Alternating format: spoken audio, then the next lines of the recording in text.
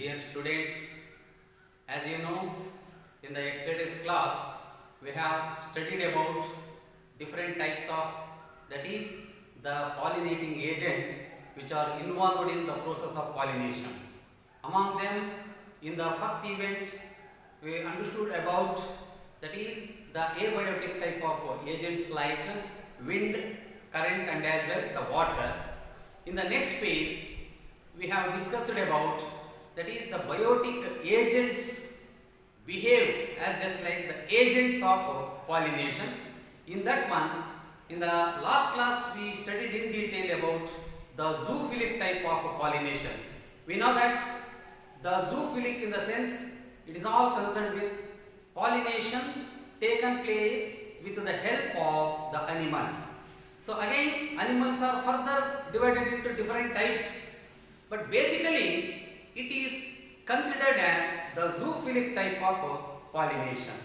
So among the animals, different types we come across. For example, bees are there, butterflies are there, wasps are there, beetles are there, ants are there, snails is there. At the same time, another one may be considered the birds anta heli. Birds alli sunbird, hummingbird anta ಇದೆ. ಅದೇ ರೀತಿಯಲ್ಲಿ ಲ್ಯೂಮರ್ಸ್ ಅಂತ ಬರುತ್ತೆ. ಅದರಲ್ಲಿ ಪ್ರೈಮೇಟ್ಸ್ ಅಲ್ಲಿ ಲ್ಯೂಮರ್ಸ್ ಇದೆ. ಆಮೇಲೆ wood dwelling type rodents ಇದೆ.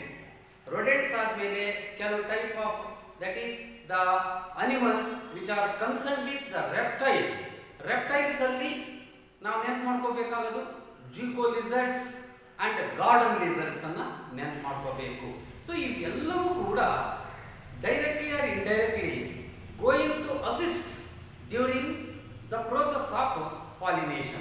So with the help of all these kind of animals, we can consider, or else we can say that the pollination will be definitely going to take place in all type of angiospermic plants. Now today, after understanding about this entire pollination, once again the zoophilic type of pollination will be further listed into different types based on the type of the animals which are involved in pollination process. The first one is called as entomophilic ಅಂತ ಹೇಳಿ ನಾನು ಹೇಳ್ಕೊಟ್ಟಿದ್ದೀನಿ. ಎಂಟಮೋಫಿಲಿಕ್ ಅಂತ ಹೇಳಿದ್ರೆ entomology ನೆನ್ನೆ ಹೇಳಿದೆ ನಾವು, branch of biology ಅಥವಾ branch which deals with the study about the insects. So insect ಪಾಲಿನೇಷನ್ಗೆ ಎಂಟಮಾಲಜಿ ಅಥವಾ ಎಂಟಮೋಫಿಲಿಕ್ ಅಂತ ಹೇಳ್ತೀವಿ, ಮತ್ತು ಆ ಫ್ಲವರ್ಸ್ ಅನ್ನ entomophilic type of the flowers ಅಂತ ನಾವು ಹೇಳ್ತೀವಿ. ಅದೇ ರೀತಿಯಲ್ಲೇ ಆರ್ನಿಥೋಫಿಲಿಕ್ ಅಂತ ಹೇಳಿ, ornithology deals with the study about the birds. So ornithophilic type of pollination is also one of the important pollinating type under this biotic type of pollination. Like that one, another one is called the chiropterophilic ಅಂತ ಹೇಳಿ ನೆನಪು ಮಾಡ್ಕೊಳ್ಳಿ. ಕೈರಾಪ್ಟಿರಾಸ್ ಅಂತ ಹೇಳಿದ್ರೆ bats ಗೆ related word ಅದು, ಅದಕ್ಕಾಗಿ ಕೈರಾಪ್ಟಿರೋಫಿಲಿಕ್ type of pollination ಇದೆ. ಅದೇ ರೀತಿಯಲ್ಲೇ ಮೆರ್ಮಿಕೋಫಿಲಿಕ್ ಅಂತ ಹೇಳಿದ್ದೀನಿ, ಕ್ಯಾಲಂಥೋಫಿಲಿಕ್ ಅಂತ ಹೇಳಿತ್ತು. ಆಮೇಲೆ ಸ್ನೇಕ್ಸ್ ಇಂದ ನಿರ್ಮಿಕೋಫಿಲಿಕ್ ಅಂಡ್ ಮೆಕ್ಯಾಲೋಫಿಲಿಕ್ ಅಂತ ಹೇಳಿ ಸ್ನೇಕ್ಸ್ ಇಂದ ಆಗುವಂತ ಪಾಲಿನೇಷನ್ ನಾವು ನಿನ್ನೆ ರೆಫರ್ ಮಾಡಿದ್ದಿತ್ತು. ಇಷ್ಟೆಲ್ಲ ನಾವು ಕಲ್ತಾದ್ಮೇಲೆ ಇವತ್ತಿನ ದಿನ ಇನ್ನೊಂದು ಸುಮಾರು 3 ರಿಂದ 5 ಮಾರ್ಕ್ಸ್ ಕೇಳುವಂತ ಒಂದು ಕ್ವಶನ್ ಅನ್ನ ಸಾಲ್ವ್ ಮಾಡಲಿಕ್ಕೆ ಪ್ರಯತ್ನ ಮಾಡೋಣ. ಆ ಒಂದು ಕಾನ್ಸೆಪ್ಟ್ ಯಾವುದಪ್ಪ ಅಂತ ಹೇಳಿದ್ರೆ out breeding devices. First I will write the title of that one, out breeding devices.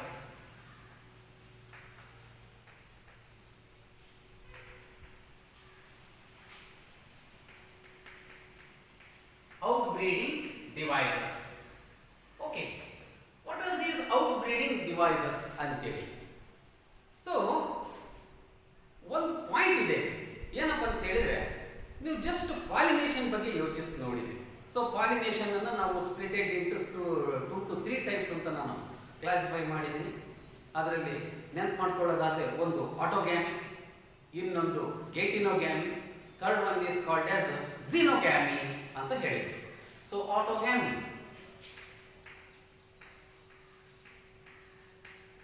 another one Gatineogamy, Then xenogamy. You know the meaning of the term is called gamy. Gamy means marriage. Auto, self-marriage. Gate, basically it is functionally cross-pollination, but genetically it is the self-pollination. So gate-gamy. And xenogamy means it is nothing but the cross-pollination. That is what we understand about this xenogamic, gate-gamic and autogamy. Remember, so autogamy ಅಂತ ಹೇಳಿದ್ರೆ self pollination ಅಂತ ಸಾಕಷ್ಟು ಸಲ ನಾವು repeat ಮಾಡಿರೋದಿದೆ. So ಇದು ಒಂದು point ಅನ್ನ entire outbreeding devices ಏನಿದೆ, it is all concern with how to avoid the self pollination. ಏನಾಗುತ್ತೆ, ಈಗ ಒಂದು ಪ್ರಶ್ನೆ ಬರುತ್ತೆ ಸ್ಟೂಡೆಂಟ್ಸ್ ಅಲ್ಲಾಗಲಿ ನಮ್ಮಲ್ಲಾಗಲಿ ಒಂದು ಪ್ರಶ್ನೆ ಉದ್ಭವ ಆಗುತ್ತೆ. ಏನಪ್ಪ ಅಂತ ಹೇಳಿದ್ರೆ ಏನಾಗುತ್ತೆ, ಔಟ್ ಬ್ರೀಡಿಂಗ್ ಡಿವೈಸಸ್ ಬೇಕೇ ಬೇಕಾ, ಅದರ ಉದ್ದೇಶ ಏನು ಅಂತ ಸ್ವಲ್ಪ ನಾವು ನಮ್ಮಷ್ಟಕ್ಕೆ ನಾವೇ ಪ್ರಶ್ನೆ ಮಾಡಿಕೊಂಡಾಗ ಇಲ್ಲಿ ಒಂದು ಪಾಯಿಂಟ್ ಇದೆ. ಏನಪ್ಪ ಅಂತ ಹೇಳಿದ್ರೆ, ಸೊ ಸೆಲ್ಫ್ ಪಾಲಿನೇಷನ್ ಕಂಟಿನ್ಯೂಸ್ ಆಗಿ ಆಯಿತು ಅಂತ ಹೇಳಿದ್ರೆ ಅವಾಗ ಅದನ್ನ ನಾವು ಡಿಪ್ರೆಷನ್ ಅಂತೇಳಿ ಕರಿತೀವಿ. ಅಲ್ಲಿ ಆ ಥರದ ಒಂದು ಸ್ಪೀಶೀಸ್ ಅಲ್ಲಿ ಏನು ಸೆಲ್ಫ್ ಪಾಲಿನೇಷನ್ ಆಗುತ್ತೆ, there is no any kind of improvements concern with genetical aspect. ಆ ಒಂದು ಪಾಯಿಂಟ್ ಆಫ್ ವ್ಯೂನಿಂದ ಇವತ್ತು ವಿಜ್ಞಾನಿಗಳು ಅದನ್ನ ಏನಂತ ಹೇಳ್ತಾರೆ ಅಂದ್ರೆ, that point is called as ಏನಪ್ಪ ಅಂತ ಹೇಳಿದ್ರೆ continuous self pollination leads to inbreeding depression. Depression ಅಂದ್ರೆ ನೀವು ಸರ್ವೇ ಸಾಮಾನ್ಯವಾಗಿ ಈ ಒಂದು ಮಾನಸಿಕ ಒಂದು ಸ್ಥಿಮಿತತೆ ಬಗ್ಗೆ ನಾವು ಯೋಚಿಸಿ ನೋಡಿದಾಗ ಡಿಪ್ರೆಷನ್ ಆಗಿದೆಯಲ್ಲ ಯಾಕೆ ಅಂತ ಕೇಳ್ತಿದ್ವಿ. ಕೆಲವು ಸಲ some persons they use to be in a very depressed mood, ಅಂದ್ರೆ ಒಂದು ರೀತಿ ಯಾಕೋ ಅವರಷ್ಟು ಖುಷಿಯಾಗಿರೋದಿಲ್ಲ, ಏನೋ ಒಂದು ರೀತಿ ಯೋಚಿಸ್ತಾ ಇದ್ದೋ ಹಾಗೆ ಕಾಣ್ತಿರುತ್ತೆ. ಅದನ್ನ ನಾವು ಸಾಮಾನ್ಯವಾಗಿ ಏನಂತೀವಿ, ಸೈಕಿಯಾಟ್ರಿಸ್ಟ್ ಏನ್ ಹೇಳ್ತಾರೆ ಅದನ್ನ ಡಿಪ್ರೆಷನ್ ಅಂತ ಹೇಳ್ತೀವಿ. ಅಂದ್ರೆ ಡಿಪ್ರೆಷನ್ ಆಗೋದ್ರಿಂದ ಡಿಸ್ಮೂಡ್ ಆಗುತ್ತೆ, ಯಾಕೋ ಪರ್ಸನ್ ಆಕ್ಟಿವ್ ಆಗಿರಲಿಕ್ಕೆ ಸಾಧ್ಯತೆ ಆಗೋದಿಲ್ಲ. It is all caused due to some stresses. ಒತ್ತಡದಿಂದ ಮನುಷ್ಯ ಕೆಲವು ಸಮಯದಲ್ಲಿ ಡಿಪ್ರೆಷನ್ಗೆ ಒಳಗಾಗುವಂತ ಒಂದು ಸಂದರ್ಭ. ಅದಕ್ಕೆ ಇಲ್ಲಿ ಕೂಡ ಬರುತ್ತೆ ಒಂದು ಪಾಯಿಂಟ್ ಏನು ಅಂತ ಹೇಳಿದ್ರೆ, so continuous self pollination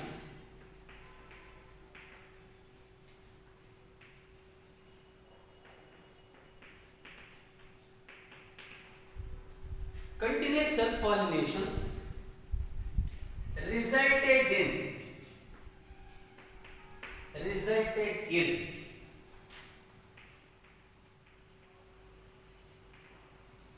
inbreeding depression. Continuous self-pollination leads to inbreeding depression. ಈ ಟೆಕ್ನಿಕಲ್ ಪಾಯಿಂಟ್ ಏನಿದೆ, ಇನ್ಬ್ರೀಡಿಂಗ್ ಡಿಪ್ರೆಷನ್ ಅಂತ ನಾನು ಏನು ಬರ್ದಿದ್ದೀನಿ, ನೀವು ಇದನ್ನ ಬಹಳ ಚೆನ್ನಾಗಿ ನೆನಪಿಟ್ಕೋಬೇಕಾಗುತ್ತೆ ಫ್ರಮ್ ಎಕ್ಸಾಮಿನೇಷನ್ ಪಾಯಿಂಟ್. ಯಾಕಂದ್ರೆ ವರ್ತ್ ಆಫ್ 1 ಮಾರ್ಕ್ಸ್ ಕ್ವಶನ್ ಆಗಿ ಸಾಕಷ್ಟು ಸಲ ಇದು ಅರೈಸ್ ಆಗಿರೋದಿದೆ part A in the annual examination. Okay, ಆದ್ರಿಂದ so what is this inbreeding depression ಅಂತ ಹೇಳಿ 1 ಮಾರ್ಕ್ಸ್ ಕೇಳಿದಾನೆ. ದಯಮಾಡಿ ನೀವೆಲ್ಲ ಕೂಡ ಡೆಫಿನೇಷನ್ ಅನ್ನ ಚೆನ್ನಾಗಿ ಕಲ್ತ್ಕೊಂಡು ಇರಿ, ನೆನಪು ಮಾಡ್ಕೊಳ್ಳಿ. ಓಕೆ, ಇದು ಯಾಕಾಗುತ್ತೆ ಇನ್ಬ್ರೀಡಿಂಗ್ ಡಿಪ್ರೆಷನ್ ಅಂತ ಹೇಳಿದ್ರೆ, ಕಂಟಿನ್ಯೂಯಸ್ ಸೆಲ್ಫ್ ಪಾಲಿನೇಷನ್ ಇಂದ ಮಾತ್ರ ಇನ್ಬ್ರೀಡಿಂಗ್ ಡಿಪ್ರೆಷನ್ ಆಗುತ್ತೆ ಹೊರತು there is no any problem concern with xenogamy ಅಂದ್ರೆ ಕ್ರಾಸ್ ಪಾಲಿನೇಷನ್. ಕ್ರಾಸ್ ಪಾಲಿನೇಷನ್ ಅಂದ್ರೆ ನಿಮಗೆ ಗೊತ್ತಿದೆ, ನೀವು ಪಪ್ಪಾಯವನ್ನ ಎಕ್ಸಾಂಪಲ್ ಆಗಿ ತಗೊಂಡಿದ್ರಿ, ಕಾಟನ್ ತಗೊಳ್ತೀರಾ, ಸನ್ಫ್ಲವರ್ ತಗೊಳ್ತೀರಾ. ಈ ಕಾಟನ್ ಸನ್ಫ್ಲವರ್ ಇಂಥ ಕಡೆಗೆ ಏನಾಗ್ತದೆ, ಒಂದೇ ಪ್ಲಾಂಟ್ ಅಲ್ಲೇ male and female plant flowers ಇದ್ದಾಗ ಅಲ್ಲಿ cross pollination at least self pollination avoid ಆದ್ರೂ ಕ್ರಾಸ್ ಪಾಲಿನೇಷನ್ಗೆ ಪಾಸಿಬಿಲಿಟೀಸ್ ಜಾಸ್ತಿ ಇರುತ್ತೆ. ಹಾಗಾಗಿ ಆಮೇಲೆ ಪಪ್ಪಾಯದಲ್ಲಂತೂ purely it is cross pollination. ಯಾಕಂತ ಹೇಳಿದ್ರೆ male plant with male flower, female plant with female flower, there is a transfer of pollen grains from anther part into the stigmatic surface of the pistil. So pollination definitely will take place, and even in the further point I am going to consider that there is a chances of cross pollination among the different species and also different genus. Species genus ನಲ್ಲೂ ಕೂಡ ಬೇರೆ ಬೇರೆ ತರ ಇರುವಂತ plants ಗಳ ಮಧ್ಯೆ ಈ ಒಂದು ಪಾಲಿನೇಷನ್ ಪ್ರೋಸೆಸ್ ಅನ್ನ ಕನ್ಸಿಡರ್ ಮಾಡಿದರೆ ಸಕ್ಸಸ್ ಕೂಡ ಆಗಿರುವಂತದ್ದು. ಅಂತದಕ್ಕೆ ನಾವು ಬ್ರೀಡಿಂಗ್ ಎಕ್ಸ್ಪೆರಿಮೆಂಟ್ಸ್ ಅಂತ ಹೇಳ್ತೀವಿ. ಇಲ್ಲಿ ಮೇನ್ ಪಾಯಿಂಟ್ ಇರೋದು ಏನಪ್ಪಾ ಅಂತ ಹೇಳಿದ್ರೆ, ಸೊ ಇನ್ಬ್ರೀಡಿಂಗ್ ಡಿಪ್ರೆಷನ್ ಡಿಪ್ರೆಷನ್ ಅಂದ್ರೆ ಇನ್ಬ್ರೀಡಿಂಗ್ ಅಂದ್ರೆ with in the same plant continues ಆಗಿ ಪಾಲಿನೇಷನ್ ಆಗ್ತಾನೆ ಹೋಗುತ್ತೆ. ಈಗ ಒಂದೇ ಫ್ಲವರ್ ಬೈಸೆಕ್ಷುವಲ್. ಸಾಮಾನ್ಯವಾಗಿ ಇನ್ಬ್ರೀಡಿಂಗ್ ಡಿಪ್ರೆಷನ್ಗೆ ಯೂಶುವಲಿ ಎಲ್ಲಿ ಜಾಸ್ತಿ ಕಂಡು ಬರುತ್ತೆ ಅಂತ ಹೇಳಿದ್ರೆ bisexual type of flowers. Bisexual flowers ಯಾಕೆಪ್ಪ? ಸೊ ಬೈಸೆಕ್ಷುವಲ್, ಬೈ ಅಂದ್ರೆ ಎರಡು, ಸೆಕ್ಷುವಲ್ ಅಂದ್ರೆ both androecium and gynoecium are present within the same flower and very easily the pollination taken place and hence it is called as a self pollination ಅಂತ ಹೇಳಿ. ಹಾಗಾಗಿ bisexual flowers ಮತ್ತು plants ಅಲ್ಲಿ ಈ ಒಂದು ಪ್ರಾಬ್ಲಮ್ ಬರೋದ್ರಿಂದ ಇವತ್ತು ವಿಜ್ಞಾನಿಗಳು ಏನು ಹೇಳ್ತಾರೆ ಅಂತ ಹೇಳಿದ್ರೆ, if you want to get a superior variety of the crop plants, pulses, cereals ಅಲ್ಲಿ ನಾವು ಫುಡ್ ಗ್ರೈನ್ಸ್ ಹೆಚ್ಚು ಬೆಳಿಬೇಕು ಅಂತ ಹೇಳಿದ್ರೆ and good quality type of the food grains ನಮಗೆ ಅವಶ್ಯಕವಾಗಿ ಬೇಕಾದಾಗ compulsory we have to undertaken this hybridization and breeding experiment. ಇವೆರಡು ಸಕ್ಸಸ್ ಆಗಬೇಕು ಅಂತ ಅಂದ್ಕೊಂಡ್ರೆ ನಾವು compulsory we have to follow some outbreeding devices. ಇದು ನೇಚರಲ್ಲೇ ಆಗಿರುವಂಥದ್ದು. ಔಟ್ ಬ್ರೀಡಿಂಗ್ ಡಿವೈಸಸ್ ಅನ್ನೋದು ಪ್ರಕೃತಿನಲ್ಲೇ ಈ ಒಂದು ವ್ಯವಸ್ಥೆ ಇದೆ, the system is that. But ನಾವು ಆರ್ಟಿಫಿಷಿಯಲಿ ಕೂಡ ಹೈಬ್ರಿಡೈಸೇಷನ್ ಮಾಡ್ತೀವಿ. ಅದು ಮುಂದಿನ ಹಂತಗಳಲ್ಲಿ ನಾವು ಅದ್ರ ಬಗ್ಗೆ ಡಿಸ್ಕಸ್ ಮಾಡೋರಿದ್ದೀವಿ. ಆದರೆ ಈಗ ಟೈಮ್ ಬೀಯಿಂಗು ನಾವು ಅರ್ಥ ಮಾಡ್ಕೋಬೇಕು, ನ್ಯಾಚುರಲ್ ಔಟ್ ಬ್ರೀಡಿಂಗ್ ಡಿವೈಸಸ್ ಯಾವುವು. ನೈಸರ್ಗಿಕವಾಗಿ ಈ ಒಂದು ಸೆಲ್ಫ್ ಪಾಲಿನೇಷನ್ ಅನ್ನ ಅವಾಯ್ಡ್ ಮಾಡಿ ಕ್ರಾಸ್ ಪಾಲಿನೇಷನ್ ಸಕ್ಸಸ್ ಆಗಲಿಕ್ಕಾಗಿ ನೇಚರ್ ಅಲ್ಲೇ ಕೆಲವು ವ್ಯವಸ್ಥೆಗಳಿದೆ. ಅವನ್ನೆಲ್ಲವನ್ನ ನಾವೀಗ ಲಿಸ್ಟ್ ಔಟ್ ಮಾಡಿಕೊಂಡು one by one we have to discuss. Just ನೋಡಿ ಈಗ. ಸೊ ಇನ್ ಬ್ರೀಡಿಂಗ್ ಡಿಪ್ರೆಷನ್ ಆಗುತ್ತೆ ಅನ್ನೋದು ಈಗ ಕ್ಲಿಯರ್ ಆಯ್ತು. ಏನು? ಸೆಲ್ಫ್ ಪಾಲಿನೇಷನ್ ಆಗೋದ್ರಿಂದ ಪ್ಲಾಂಟ್ಸ್ ಅಲ್ಲಿ ಇನ್ ಬ್ರೀಡಿಂಗ್ ಡಿಪ್ರೆಷನ್ ಆಗುತ್ತೆ. ಸೊ ಇನ್ ಬ್ರೀಡಿಂಗ್ ಡಿಪ್ರೆಷನ್ ಆಗ್ತಾ ಹೋದ್ರೆ there is no improvement in the quality and quantity among the different species and genus. Just to avoid it, nature ಅಲ್ಲೂ ಕೂಡ outbreeding devices ಇದೆ. But ಇವತ್ತಿನ ದಿನ ನಾವು ಏನು ಒಂದು ಅಡಾಪ್ಟ್ ಮಾಡ್ಕೊಂಡಿದೀವಿ ಅಂದ್ರೆ ಗ್ರೀನ್ ರೆವಲ್ಯೂಷನ್. ನೀವು ಅದ್ರ ಬಗ್ಗೆ ನೆನಪು ಮಾಡ್ಕೋಬಹುದು, ಹಸಿರು ಕ್ರಾಂತಿ ಅಂತ ಹೇಳ್ತೀವಿ. ವರ್ಲ್ಡ್ ಗ್ರೀನ್ ರೆವಲ್ಯೂಷನ್ ಇದೆ, ಹಸಿರು ಕ್ರಾಂತಿ. ಅದರ ಫಾದರ್ ಆಫ್ ಗ್ರೀನ್ ರೆವಲ್ಯೂಷನ್ ಅನ್ನ ನಾರ್ಮನ್ ಬೋರ್ಲಾಗ್ ಅಂತ ಹೇಳಿದ್ದಾರೆ ವಿಜ್ಞಾನಿಗಳು. He is N Nobel laureate, he honoured with prestigious Nobel prize. So he is identified and remembered, admired as the father of green revolution, Norman Borlaug. ಪ್ರಪಂಚಕ್ಕೆ Norman Borlaug ಈ ಒಂದು ಹಸಿರು ಕ್ರಾಂತಿಯ ಸರದಾರ ಅಥವಾ ಪಿತಾಮಹ ಅಂತ ನಾವು ಹೇಳೋದಾದ್ರೆ, ನಮ್ಮ ಇಂಡಿಯಾದಲ್ಲೂ ಕೂಡ ಒಬ್ಬಿದ್ದಾರೆ, doctor MS Swaminathan. MS Swaminathan, he is from Tamil Nadu, okay, Chennai. So he is recognized as the father of Indian green revolution. ಇದು ಮುಂದೆ ಟೆಕ್ಸ್ಟ್ ಬುಕ್ ಅಲ್ಲಿ ಬರ್ತಾ ಹೋಗುತ್ತೆ ಡಿಸ್ಕಷನ್ಗೆ. ಈ ಟೈಮಿಂಗ್ ಇಷ್ಟನ್ನು ನೀವು ನೆನ್ಪಿಟ್ಕೊಳ್ಳಿ. ಸೊ ಸೆಲ್ಫ್ ಪಾಲಿನೇಷನ್ ಒಂದು ಡಿಸ್ಅಡ್ವಾಂಟೇಜ್ ಏನಪ್ಪ ಅಂತ ಹೇಳಿದ್ರೆ, continuous self pollination resulted in inbreeding depression. So this inbreeding depression to be avoid, there are some that is the systems in the nature and those systems resulted in avoiding self-pollination and encourages cross-pollination, that is xenogamy. Now, first let us define the term that is called as which are the outbreeding devices ಅಂತ ಹೇಳಿಕೊಂಡಿದ್ದಾರೆ. If you want to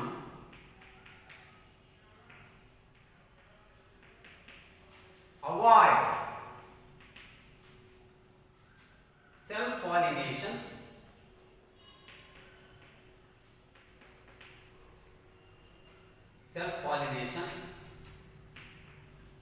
and to encourage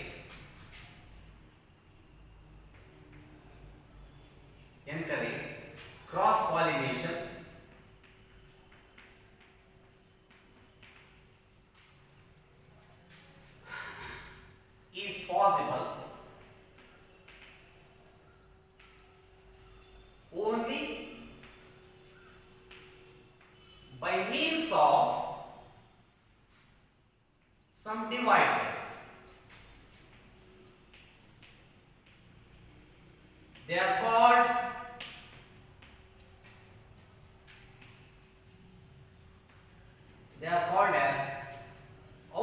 outbreeding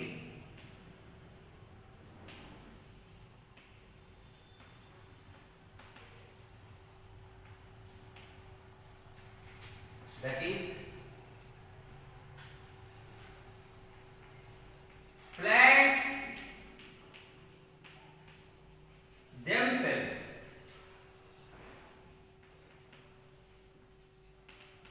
adopted with that in nature. Plants themselves adopted with that in nature. That is outbreeding devices ಅನ್ನು ತಮ್ಮಷ್ಟಕ್ಕೆ ತಾವೇ ಅವು adapt ಆಗಿರುವಂಥದ್ದು. So ಅಂತ ಕೆಲವು ಔಟ್ಬ್ರೀಡಿಂಗ್ devices ಯಾರು ಅದನ್ನು ಒಂದು list ಮಾಡೋಣಂತೆ.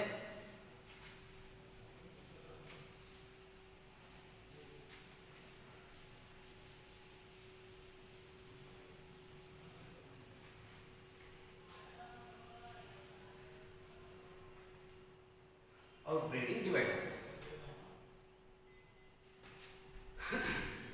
1. Not synchronized.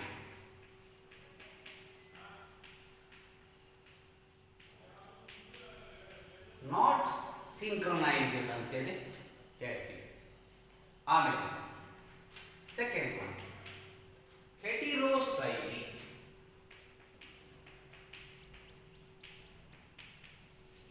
Heterostyle. Next, self incompatibility.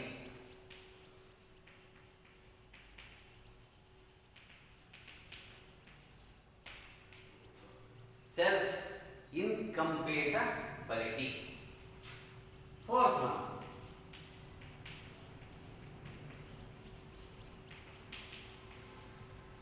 unisexuality. Unisexuality. Amen. Fifth one, dichogamy.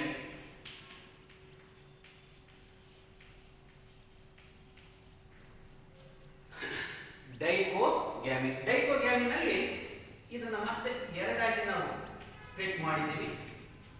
ಒಂದು ಪ್ರೊಟ್ಯಾಂಡ್ರಿ,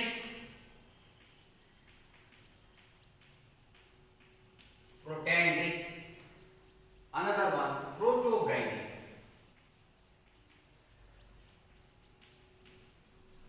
One is protandry in nature, another one is protogyny. Sixth one is referred as heterogamy ಅಂತ ಹೇಳ್ತೀವಿ.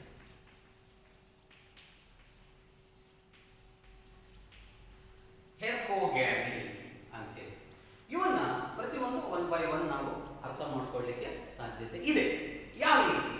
First let us consider ಏನಿದು synchronisation ಮತ್ತು not synchronisation. ಇದು ಎರಡರ ಅರ್ಥವನ್ನು ನಾನು first ನಿಮಗೆ ಹೇಳ್ಕೊಡ್ತೀನಿ. ಸಿಂಕ್ರೊನೈಸೇಷನ್ ಅಂತ ಹೇಳಿದ್ರೆ ಈಗ ಸಪೋಸ್ ಬೈಸೆಕ್ಷುವಲ್ ಫ್ಲವರ್ ಇದೆ ಅಂತ ತಿಳ್ಕೊಳ್ಳಿ. ಎಕ್ಸಾಂಪಲ್ ಈಗ ನೋಡಿ, ಬೈಸೆಕ್ಷುವಲ್ ಫ್ಲವರ್ ಇದೆ. ಸೊ ಬೈಸೆಕ್ಷುವಲ್ ಫ್ಲವರ್ ಅಂತ ಹೇಳಿದ್ರೆ it includes both reproductive structures. Male reproductive structure called ಆಂಡ್ರೀಶಿಯಮ್.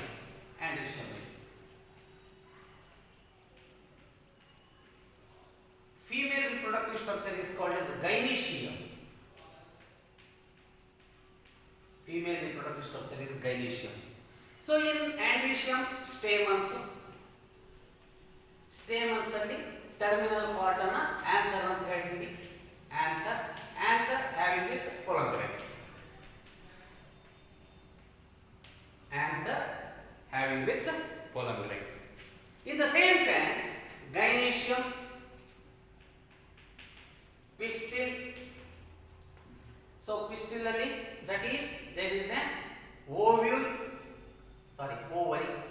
Pistil alli ovary ಅಂತ ovules. So they are nothing but in future they are becoming ovules. In future after fertilization they modified it to the seed, of course, but time being ovules it is having with that is the female gamete called embryo sac ಅಂತ ಹೇಳಿ.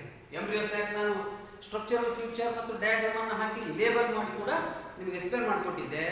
ಆ ಒಂದು embryo sack ಒಳಗಡೆ ಮಧ್ಯದಲ್ಲಿ 2 polar nuclei ಇದೆ, ಚಲಾಸಲ್ region ನಲ್ಲಿ ಆಂಟಿಪೋಡಲ್ಸ್ ಇದೆ ಮತ್ತು ಮೈಕ್ರೋಪೈಲಾರ್ ರೀಜನ್ ನಲ್ಲಿ ಒಂದು ಎಗ್ ಸೆಲ್, ಲ್ಯಾಟರಲ್ ಸೈಡ್ ಅಲ್ಲಿ ಸಿನರ್ಗಿಡ್ಸ್ ಇದೆ ಮತ್ತು filiferous apparatus micropyle. These things are covered with nucellus.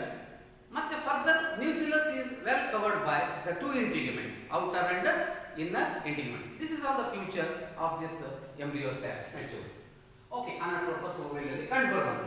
So ಇಲ್ಲಿ ಬೈಸೆಕ್ಷುವಲ್ ಫ್ಲವರ್ಸ್ ಅಲ್ಲಿ ನಾಟ್ ಸಿಂಕ್ರನೈಸ್ಡ್ ಅಂತ ಹೇಳಿ ಇಮ್ಯಾಜಿನ್ ಒಂದು ಎಕ್ಸಾಂಪಲ್ ಅನ್ನು ನಾನು ನಿಮಗೆ ಕೊಡ್ತೀನಿ. ಈಗ ಇದು ಪಿಸ್ಟಿಲ್ ಅಂತ ಹೇಳ್ತೀವಿ ಅಥವಾ ಗೈನೀಷಿಯಂ ನಲ್ಲಿ ಈ ಭಾಗ. ಸೊ ನೋಡಿ ಇಲ್ಲಿ ಓವ್ಯೂಲ್ ಇದೆ, ಇದು style, this one is the stigma. ಇಲ್ಲಿ ಪಕ್ಕಕ್ಕೆ stamen with anthers.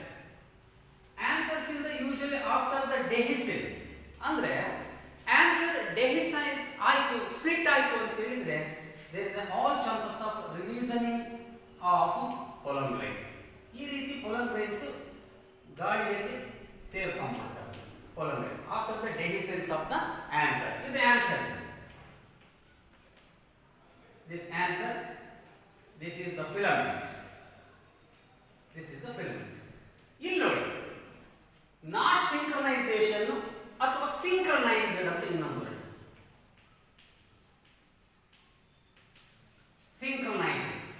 ಸಿಂಕ್ರನೈಸ್ಡ್ ಅಂದ್ರೆ ಏಕಕಾಲದಲ್ಲಿಯೇ ಪೋಲನ್ ಗ್ರೈನ್ಸ್ ರಿಲೀಸ್ ಆಗಿರ್ತವೆ ಮತ್ತು ಸ್ಟಿಗ್ಮ್ಯಾಟಿಕ್ ಸರ್ಫೇಸ್ ಏನಿದೆ it is having with receptive nature ಅಂತ ಹೇಳಿದ್ರೆ, ಈಗ ನೀವು ಯಾವ್ದಾದ್ರು ಒಂದು ಲಾಡ್ಜ್ ಹೋಟೆಲ್ಸಿಗೆ ಹೋದಾಗ ರಿಸೆಪ್ಷನಿಸ್ಟ್ ಅಂತ ಇರ್ತಾರೆ, ಅಂದ್ರೆ ಸ್ವಾಗತಕಾರರು ಅಂತ ನಾವು ಕರಿತೀವಿ. ಆ ಕಾನ್ಸೆಪ್ಟ್ ಅನ್ನ ಇಲ್ಲಿ ಕೂಡ ಹೇಳ್ತೀವಿ, ರಿಸಿಪ್ಟಿವಿಟಿ ಅಂತ ಹೇಳಿದ್ರೆ. ಸೊ ಇಲ್ಲಿ ಪೋಲನ್ ಗ್ರೈನ್ಸ್ ರಿಲೀಸ್ ಆಗ್ಬಿಟ್ಟಿದೆ ನಿಜ. ಸೊ ಅವು ಫಸ್ಟ್ ಬಂದು ಇದ್ರ ಮೇಲೆ ಡೆಪಾಸಿಟ್ ಆಗ್ಬೇಕಾದಂಥದ್ದು. ಇದು ಪೋಲನ್ ಗ್ರೈನ್ಸ್ ಡೆಪಾಸಿಟ್ ಆಗಬೇಕು. ಡೆಪಾಸಿಟ್ ಆಗುವಂತ ಸಂದರ್ಭದಲ್ಲಿ these stigmatic surface is having with ಒಂದು ಸ್ಪೆಷಲ್ ಕ್ಯಾರೆಕ್ಟರ್ ಏನಪ್ಪಾ ಅಂತ ಹೇಳಿದ್ರೆ, ಪೋಲನ್ ಗ್ರೈನ್ಸ್ ರಿಲೀಸ್ ಆಗಿ ಬಂದಿದ್ರು, ಅವು ರಿಲೀಸ್ ಆಗಿ ಬಂದ್ರು ಕೂಡ ಸ್ಟಿಗ್ಮ್ಯಾಟಿಕ್ ಸರ್ಫೇಸ್ ಮೇಲೆ ಡೆಪಾಸಿಟ್ ಆದ್ರೂ ಕೂಡ ಕೆಲವು ಸ್ಥಳದಲ್ಲಿ ರಿಸಿಪ್ಟಿವ್ ಕ್ಯಾರೆಕ್ಟರ್ ಸ್ಟಿಗ್ಮ್ಯಾಟಿಕ್ ಸರ್ಫೇಸ್ಗೆ ಇರೋದಿಲ್ಲ. ಈ ಒಂದು ಪಾಯಿಂಟ್ ಅಲ್ಲಿ ಫರ್ಟಿಲೈಸೇಷನ್ ಸಕ್ಸಸ್ ಆಗೋದಿಲ್ಲ ಪಾಲಿನೇಷನ್ ಆಗಿ. ಯಾಕಪ್ಪ ಅಂತ ಹೇಳಿದ್ರೆ, ಈಗ pollen grains available but stigmatic surface is not ready. It is not ready to accept the pollen grains. ಕೆಲವು ಸಂದರ್ಭದಲ್ಲಿ stigmatic surface of the pistil is ready but pollen grains are not release. Pollen grains release ಆಗಿಲ್ಲ but stigmatic surface receptivity okay, ಅಂದ್ರೆ it is ready to accept the pollen grains coming from the anther after the dehiscence, but it is not ready. ಹಂಗೆ pollen grains available ಇದ್ದಾಗ stigmatic surface is not ready to accept, but as stigmatic surface ready ಇದ್ದಾಗ pollen grains are not available. So this concept ಅನ್ನ ನಾವೇನಂತ ಹೇಳ್ತೀವಿ, acceptance or rejection ಅಂತ ಹೇಳಿ ಕರೀತಾರೆ. ಅಂದ್ರೆ ಈ ಒಂದು pistil ನ stigmatic surface ಗೆ it is able to recognize whether the pollen grains coming from somewhere, whether they are belonging to the same species or else it may be of another species ಅಥವಾ genus ಅನ್ನೋದನ್ನ recognise ಮಾಡುವಂತ ಒಂದು ಸ್ವಭಾವ ಇರುತ್ತೆ. ಹಾಗಾಗಿ so ಇಲ್ಲಿ totally ಏನು ಅರ್ಥ ಮಾಡ್ಕೋಬೇಕು ಅಂತ ಹೇಳಿದ್ರೆ, these stigmatic surface is not get ready ಅಥವಾ it is not get ready to accept ಅಥವಾ receive the pollen grains ಅಂತ ಹೇಳಿ. hence it is called as a not synchronised condition ಅಂತ ಹೇಳ್ಬೋದು. ಸೊ ಇದು ಒಂದು ಪಾಯಿಂಟ್. ಇನ್ನು ಹೆಟಿರೋಸ್ಟೈಲಿ ಅಂತ ಹೇಳ್ತಾರೆ. ಹೆಟಿರೋಸ್ಟೈಲಿ ಸ್ವಲ್ಪ ನೀವು ಇಲ್ಲಿ ಕ್ಲಿಯರ್ ಆಗಿ ಅರ್ಥ ಮಾಡ್ಕೊಳ್ಳಿ. ಹೆಟಿರೋಸ್ಟೈಲಿ ಅಂತ ಹೇಳಿದ್ರೆ ಇದೇ ನಾವು ಉಪಯೋಗಿಸ್ಕೋಬಹುದು ಎಕ್ಸಾಂಪಲ್ ಆಗಿ. ಹೆಟಿರೋ ಅಂದ್ರೆ ಡಿಫರೆಂಟ್ ಅಂತ, ಡಿಫರೆಂಟ್. ಹೆಟಿರೋ ಅಂದ್ರೆ ಡಿಫರೆಂಟ್, ಸ್ಟೈಲ್ ಅಂದ್ರೆ ಪಿಸ್ಟಿಲ್ ಅಲ್ಲಿ ಓವರಿ ಸ್ಟೈಲ್ ಸ್ಟಿಗ್ಮಾ ಅಂತ ಇದೆ. ಓವರಿ ಸ್ಟೈಲ್ ಸ್ಟಿಗ್ಮಾದಲ್ಲಿ ಹೆಟಿರೋಸ್ಟೈಲಿ ಅಂತ ಯಾವ್ದಕ್ಕೆ ರೆಫರ್ ಮಾಡ್ತಾರಪ್ಪ ಅಂತ ಹೇಳಿದ್ರೆ, ಈಗ ಇಲ್ಲಿ ಏನಿದೆ ಸ್ಟೈಲು, ಇದು somewhat elongated. ಈಗ ನೋಡಿ ತೋರಿಸ್ತೀನಿ, ಜಸ್ಟ್ ಅಬ್ಸರ್ವ್ ಮಾಡಿ.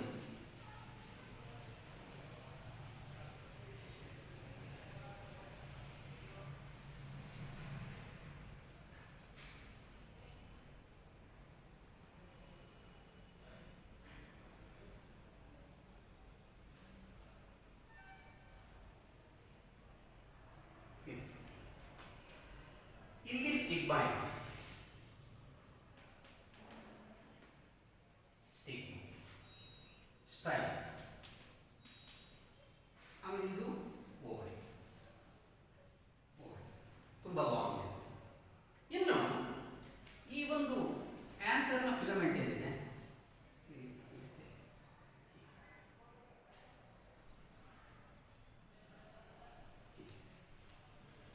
ಇಂಥ ಸಂದರ್ಭದಲ್ಲಿ ಡಿಸ್ಟೆನ್ಸ್ ಜಾಸ್ತಿ ಆಗ್ಬಿಡುತ್ತೆ. ಇಲ್ಲಿಂದ ಆಂಥರ್ಸ್ ರಿಲೀಸ್ ಆಗಿ ಸೆಲ್ಫ್ ಪಾಲಿನೇಷನ್ ನಲ್ಲಿ ಅವು ಇಲ್ಲಿ ತನಕ ಬಂದು ಡೆಪಾಸಿಟ್ ಆಗಿ ಫರ್ಟಿಲೈಸೇಷನ್ ಆಗಬೇಕು ಅಂತ ಹೇಳಿದ್ರೆ it is A very complicated process ಆಗುತ್ತೆ. ಆದ್ರಿಂದ ಹೆಟಿರೋಸ್ಟೈಲಿ ಅಂತಂದ್ರೆ ಇಲ್ಲಿ ಏನಾಯ್ತು, ಈಗ ಇದು ಒಂದು ಆಂಥರ್, ಇದು ಫಿಲಮೆಂಟ್, ಇದು ಫಿಲಮೆಂಟ್.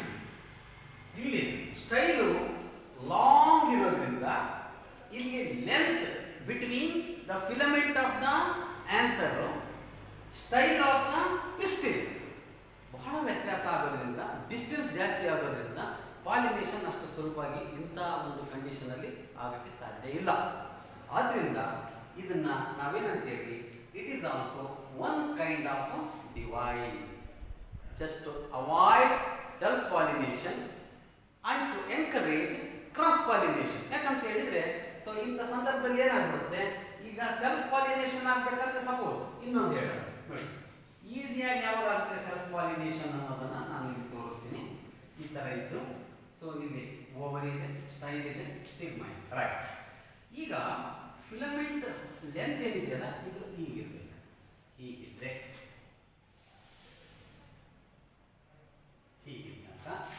ಈಗ ನೋಡಿ ಇದಕ್ಕೂ ಎಷ್ಟು ವ್ಯತ್ಯಾಸ ಇದೆ. ಇಲ್ಲಿ ಸ್ಟೈಲ್ಗಿಂತ ಲೆಂತ್ ಜಾಸ್ತಿ ಇದೆ ಫಿಲಮೆಂಟ್ ಮತ್ತು ಆಂಥರ್, ಈ ಒಂದು ಸ್ಟೇಮನ್ಸ್ ಅಲ್ಲಿ. ಇಲ್ಲಿ ಏನಾಗುತ್ತೆ, ಯಾವಾಗ ಪೊಲನ್ ರಿಲೀಸ್ ಆಗ್ಬಿಡ್ತಾವೋ ಇಲ್ಲಿ ಹ್ಯಾಂಗ್ ಸ್ಟಿಗ್ಮ್ಯಾಟಿಕ್ ಸರ್ಫೇಸ್ ಇರೋದ್ರಿಂದ ಬೇಗ ಕ್ವಿಕ್ ಆಗಿ ಇವು ಇದ್ರ ಮೇಲೆ ಡೆಪಾಸಿಟ್ ಆಗ್ಬಿಟ್ಟು ಪ್ರೋಸೆಸ್ ಆಗುತ್ತೆ ಪೊಲನ್ ಟ್ಯೂಬ್ ಫಾರ್ಮೇಷನ್. ಆದರೆ ಹೆಟಿರೋಸ್ಟೈಲಿ ಅನ್ನೋ ಒಂದು ಪಾಯಿಂಟ್ ಅಲ್ಲಿ ಇಷ್ಟು ವ್ಯತ್ಯಾಸ ನೀವು ಅಂದರೆ ಇಲ್ಲಿ it will become very problematic to undergo self pollination. ಆದ್ರಿಂದ ಈ ರೀತಿಯಾದಂಥ ಒಂದು ವ್ಯವಸ್ಥೆಯಿಂದ ಸೆಲ್ಫ್ ಪಾಲಿನೇಷನ್ ಅವಾಯ್ಡ್ ಆಗುತ್ತೆ, ಆಮೇಲೆ ಇನ್ ಬ್ರೀಡಿಂಗ್ ಡಿಪ್ರೆಷನ್ ಅವಾಯ್ಡ್ ಮಾಡ್ಬೋದು. ಸೊ ಈ ಪಾಯಿಂಟನ್ನು ನೀವು ಐಡೆಂಟಿಫೈ ಮಾಡ್ಕೋಬೇಕು, ಅರ್ಥ ಮಾಡ್ಕೋಬೇಕು. ಅದಕ್ಕೆ ಹೆಟಿರೋಸ್ಟೈಲಿ ಅಂತ ಕೊಟ್ಬಿಟ್ಟು ಈ ಡಿವೈಸ್ನ ಹೆಸರನ್ನು ಹೆಟಿರೋಸ್ಟೈಲಿ ಅಂತ ಹೇಳಿದ್ದಾರೆ. ಇನ್ನು ಸೆಲ್ಫ್ ಇನ್ಕಂಪೇಟಬಿಲಿಟಿ ಅಂತ ಒಂದು ಪಾಯಿಂಟ್ ಇದೆ, ಸ್ವಲ್ಪ ಅದನ್ನು ಡಿಸ್ಕಸ್ ಮಾಡೋಣ. ಸೆಲ್ಫ್ ಇನ್ಕಂಪೇಟಬಿಲಿಟಿ ಏನಿದು? ಸೆಲ್ಫ್ ಇನ್ಕಂಪೇಟಬಿಲಿಟಿ ತನ್ನಷ್ಟಕ್ಕೆ ತಾನೇ ಈ ಒಂದು stigmatic surface of the pistil decide ಮಾಡುತ್ತೆ, ಈ ಒಂದು ಪೊಲನ್ ಗ್ರೈನ್ಸ್ ಏನು ಬಂದಿದ್ದಾವೆ ಅವು ನಮ್ಮ ಸ್ಪೀಶೀಸ್ ಇಂದೋ ಅಥವಾ ಬೇರೆ ಸ್ಪೀಶೀಸ್ ಇಂದೋ ಅನ್ನೋದೊಂದು ಡಿಸಿಷನ್ ಮಾಡುತ್ತೆ. ಅದು ಹೇಗೆ ಅನ್ನೋದನ್ನು ಹೇಳ್ತೀವಿ. ಇಲ್ಲಿ ಸ್ಟಿಗ್ಮ್ಯಾಟಿಕ್ ಸರ್ಫೇಸ್, ಓಕೆ, ಸ್ಟೈಲ್ ಇದೆ, ಓವರಿ, ಓವರಿ, ಸ್ಟೈಲ್, ಸ್ಟಿಗ್. ನೋಡಿ ಈಗ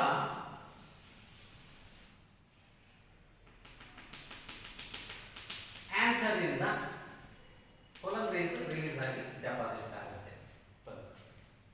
ಆದರೆ ಪಿಸ್ಟಿಲ್ ಸ್ಟಿಗ್ಮ್ಯಾಟಿಕ್ ಸರ್ಫೇಸ್ ಅಲ್ಲಿ ದೇರ್ ಇಸ್ ಎ ಒಂದು ಕೆಮಿಕಲ್ ಕಂಟೆಂಟ್ ಇದೆ. It is having with a chemical content. ಈ ಒಂದು stigmatic surface of the pistil is having some chemical component ಅಥವಾ content. It will resulted in whether to accept the pollen grains or else to reject. So ಅದಕ್ಕೆ chemical ಕಾಂಪೋನೆಂಟ್ನ ಸ್ವಭಾವ ಏನಿದೆ ಅಂತಂದ್ರೆ it can accept the pollen grains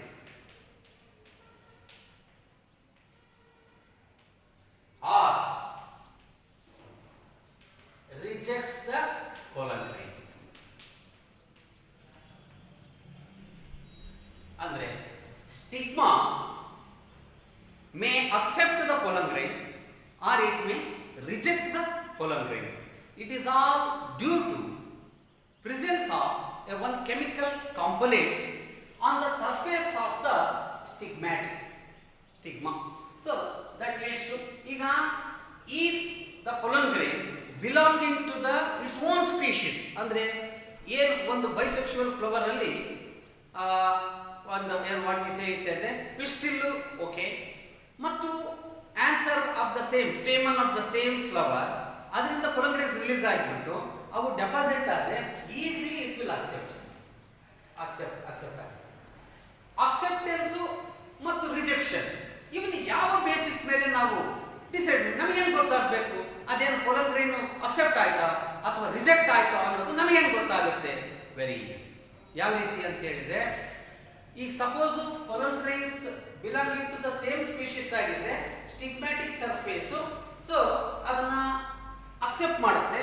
accept ಮಾಡಿಬಿಟ್ಟು ಮುಂದೆ ಅದು pollen grain germinate ಆಗಿ through the germ core ಇಂದ pollen tube ಈ ರೀತಿ ಡೆವಲಪ್ ಆಗ್ಬಿಡುತ್ತೆ. pollen tube will be formed.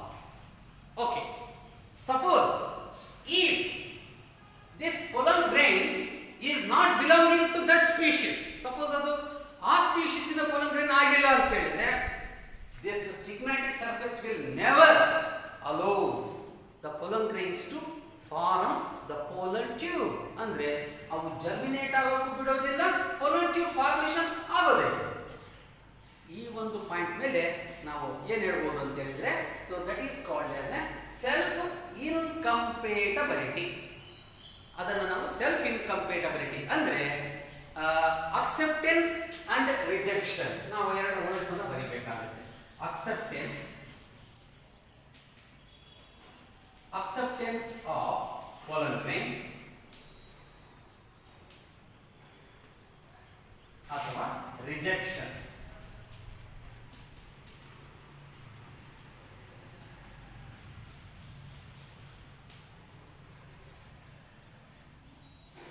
Can be decided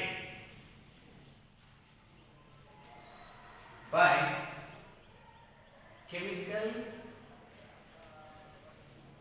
component present on the stigma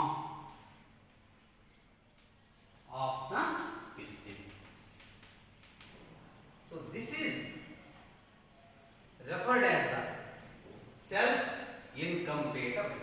This is called as self incompatibility. Compatible ಅಂದ್ರೆ acceptance ನೆನಪು ಮಾಡಿ. Compatible ಅಂದ್ರೆ similar, both pollen grains and this pistil are belonging to the same species ಇದ್ರೆ that is called a compatible pollen grain ಅಂತ ಕರೀತಾರೆ. Incompatible pollen grain ಅಂತಂದ್ರೆ definitely ಅದು pollen grain not belonging to the same species. Both pistil and andrecium are not belonging to the same species. It may be of a different one. ಅದಕ್ಕೆ incompatible pollen. Compatible pollen same species in a pollen grain.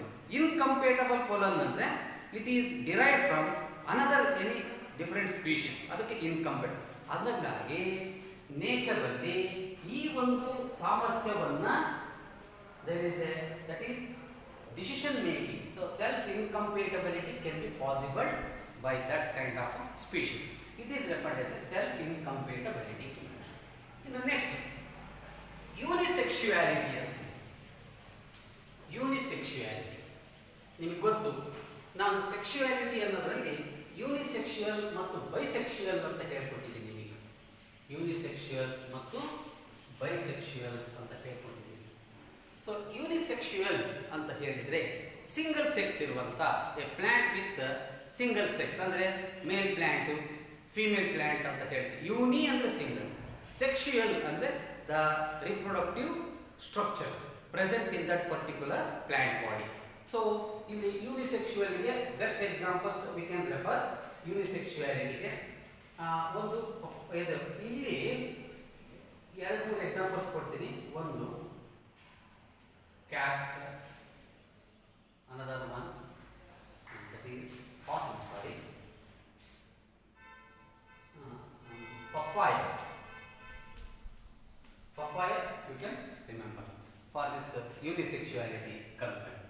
So single sex ಇರುವಂತ ಅಂತೇಳಿ ಪಪ್ಪಾಯದಲ್ಲಿ ಏನಾಗುತ್ತೆ, male and female plants different ಆಗಿರುತ್ತೆ. So having with the staminate flower and as well pistillate flower. ಹೀಗೆ staminate ಮತ್ತು pistillate flowers ಆಗಿ differentiate ಆಗಿದೆ. So ಇಂಥ ಕಡೆ ಕೂಡ ಈ ಒಂದು ಪಾಲಿನೇಷನ್ಗೆ ಹೆಲ್ಪ್ ಆಗುವಂಥದ್ದು. So cross pollination can be possible by means of this kind of examples, that is called as a unisexuality ಅಂತ ಹೇಳ್ಬೇಕು. ಸೊ ಅದೇ ಬೈಸೆಕ್ಷುವಲ್ ಇದ್ರೆ ಯಾವತ್ತೂ ಕೂಡ ಈ ಒಂದು ಪಾಲಿನೇಷನ್ ಸೆಲ್ಫ್ ಪಾಲಿನೇಷನ್ ಆಗ್ಬಿಡುತ್ತೆ.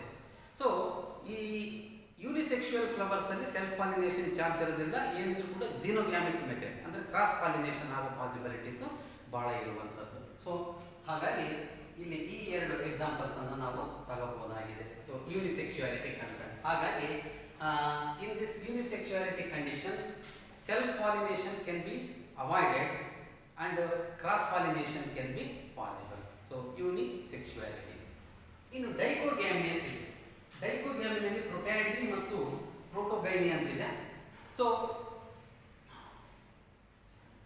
we shall discuss about this one in the next class. In the next class I am going to discuss with the remaining dichogamy, that is protagamy, protogyny, and another one is ergogamy. Thank you very much.